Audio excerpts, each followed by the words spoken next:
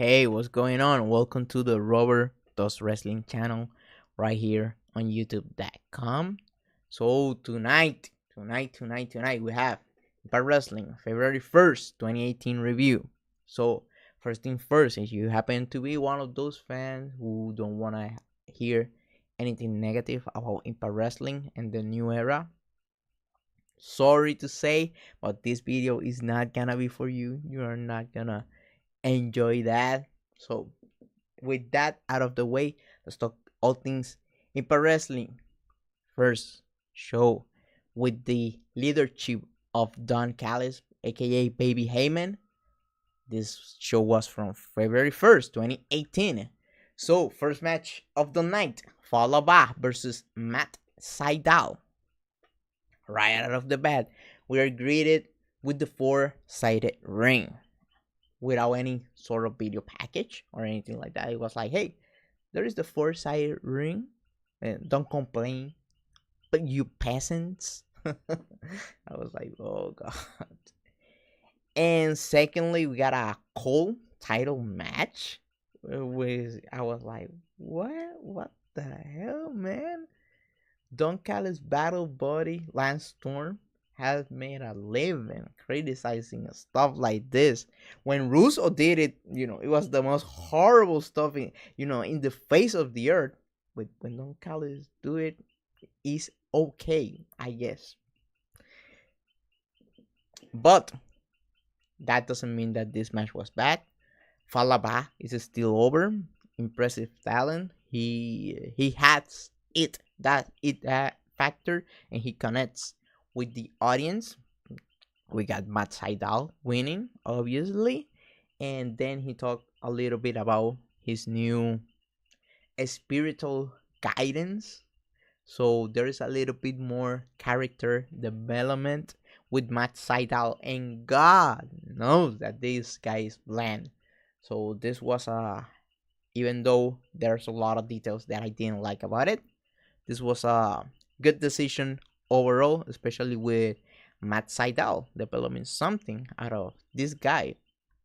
Next, we got second match of the night, KM versus Bobby Lashley. KM even did some athletic stuff. He even did like a suicide dive to outside of the ring. Big man match. I am obviously a fan of big type of big man matches. That's something that I enjoy.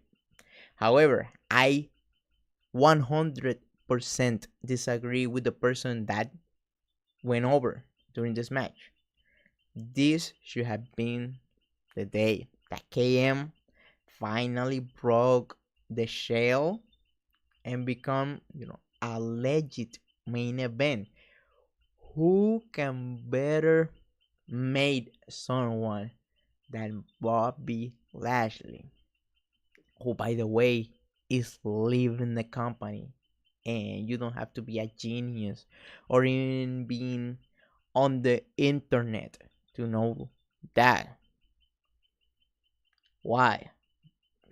It boggles my mind, especially with Don Callis, who cannot shut up about talking how smart he is and stuff like that.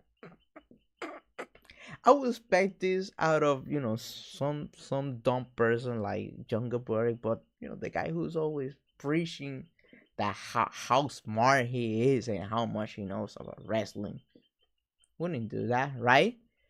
Throwing your original talent and displacing those people with the ex WWE, getting over there when, by the way, all of them has left. As much as I love some of the people who were in TNA, Christian, Angle, they all left. The original ones were the ones that lasted a lot longer, and they were more loyal to the Impact product. But they also ended up leaving with that. Includes Jeremy Borash, who was the last one who lived. If you don't know what I'm talking about, check out a card. Should be up here with that news from PW Insider. Next, we got LBN another talent who's leaving versus Kiera Hogan. And this was good, even though there is the wrestling rule that champions do not lose. No, no, no. This was a good decision. Why? Because you have the debut of Kiera Hogan, and what can make that talent than you know slapping the champion in the face and beating that person. And they are doing a good follow up with Kiera Hogan getting a title shot next week. This is something good, logical, athletic, and under 40. That is the type of wrestling that I want out of Impact Wrestling. Easy, too easy. That is too easy. Next, we got another feud that is new and brewing: LAX versus the Cult of Lee, Trevor Lee, and Colin Conley. This is a good pairing, and there's a lot of winning in Trevor Lee outside of the exhibition. So you have that talent. Make sure you use the best out of him, and you're doing something kind of new with this tag team partner, not with Everett. So this is new. Now he got a little bit more character, because at the beginning he was a lot more bland. You're developing a little bit of him, and now you're doing stuff with him, which he reminds me, now that I think about it, a lot to Raven. So keep that in mind. Next, we got the All-Star Tag Team match with Alberto Patron, Johnny Impact, EC3, and Moose. So you got all those guys facing each other, and this was a very Attitude Era-esque type of match when they put all the heavyweights and all the starts in the same match. This was not bad, and the right guy went over. The guy who's staying the longest, Moose. Easy, too easy. Good decision, solid match. Nothing to write home about. But this was not bad. Easy to watch from point A to point B. Next, we got the return of Austin Aries. And this is kind of a polarizing topic within the interwebs, because you got him. He showed up just like on March 9. Jeff Jarrett did the reboot of Impact Wrestling. The difference was that on the Eli Drake position as the champion, there was Lashley, and the side of the challenger was filled with Alberto Patron. What happened that night? Alberto Patron was able to pin Lashley, and he won the title. However, they decided to go back on that and do a full-blown square away match as a pay-per-view Slammiversary. This time, what they did was they put Austin Aries over Eli Drake, and that's it. They're probably gonna have another rubber match, and that's it.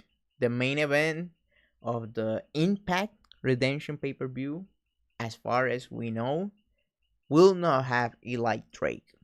So that is a little bit of a spoiler, but keep that in mind. All the people who are huge fan of Eli Drake, I know some of them were mad. There is a great divide, because there were people pushing for him for years and years and years just to have someone return from the E to Impact Wrestling, where he was, obviously the place that put him over on television. So keep that in mind. It's, straight. That is a fact of life. But there is kind of that bitter pill to swallow. It is the tale of two towns, the Cash 22, the Forever Cash 22, or doing something surpriseful, or doing something logical. That is the magic of wrestling.